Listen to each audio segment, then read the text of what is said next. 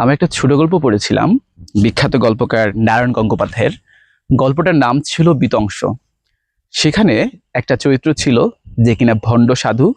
তার নাম হচ্ছে সুন্দরলাল।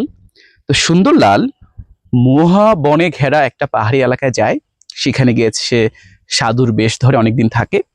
তারপর ওইখানকার যেসব আদিবাসী মানুষ আছে তাদেরকে বশ করে, তাদেরকে অনেক কিছু বোঝায়, বুঝিয়ে তাদেরকে বলে যে এই পাহাড় ছেড়ে তোমরা আমার সাথে চলো, আমি তোমাকে এমন একটা জায়গায় নিয়ে যাব যেখানে তোমরা প্রচুর টাকা পয়সা পাবে, প্রচুর ভালো থাকতে পারবে।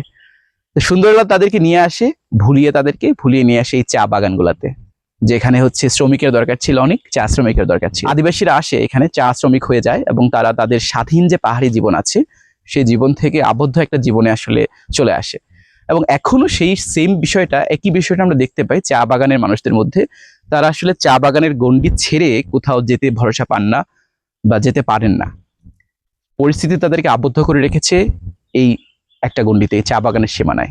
চা বাগানের যেমন অনেক সৌন্দর্য আছে তেমনি দুঃখ আছে। এই কাহিনীটা হচ্ছে চা বাগানের সেই দুঃখের একটা গাথা। আর সেটা আমি পড়েছিলাম নারায়ণ গঙ্গোপাধ্যায়ের বিতংশ ছোট গল্পটাতে।